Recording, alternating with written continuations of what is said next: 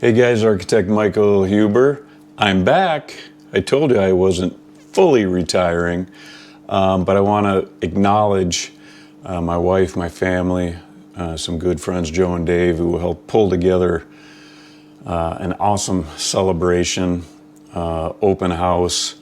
Had old college buddies who went through the program with me show up, some past and former clients, contractors, engineers worked with over the years, and friends we've made while we've been living here. So it was a great time.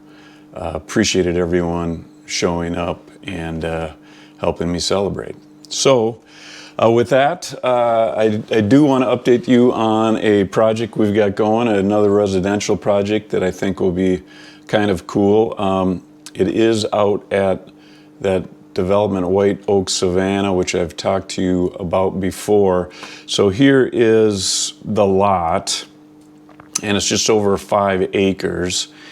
And of course, you know, one of the initial things we do is have to go out and really try to understand the site in terms of its orientation, access, vegetation, topography, you know, all that sort of thing. So I took my drone up, took a few aerial photos, walked the site. These are all keyed sort of views so that we can refer back to those views, especially once the leaves fill in. This is very early spring, so we could actually see what was going on there.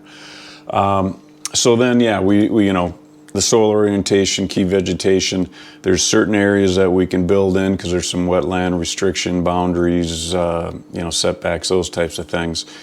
And then had the owner pull together a program, let me know what, you know, they're thinking in terms of rooms and relationships, etc. I've talked about that before.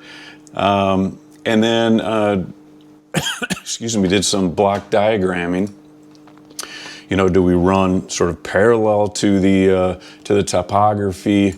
Do we run perpendicular? Do we break the components apart to create sort of a clustering of buildings? Well, ultimately, it seemed to make sense that we actually sort of pierce the site because that is more of a southern orientation, but that is where you know, really good views are. We can nestle certain aspects of the home into the tree line while opening up, you know, 180-degree views potentially if we want in the living room area as well.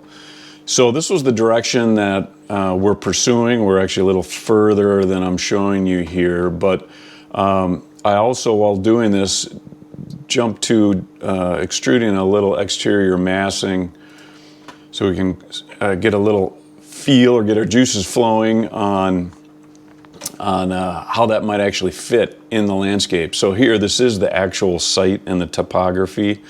They really like the idea of having a low slung shed roof. We thought maybe of cantilevering over the main living area to create a sheltered patio below. So this is just a very simple block massing diagram, and it has evolved a little bit here.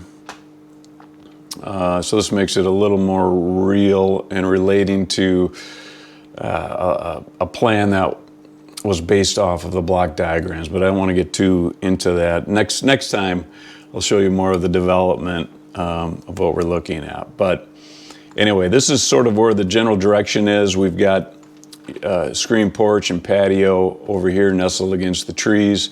They'd like to incorporate some solar panels. So we're looking at that currently on the garage roof. But anyway, that's a quick update on a project to show that I still am working, but I'm relaxing a little bit too. Nothing wrong with that. So as usual, thanks for watching. Hope you're well and safe, and we'll talk soon.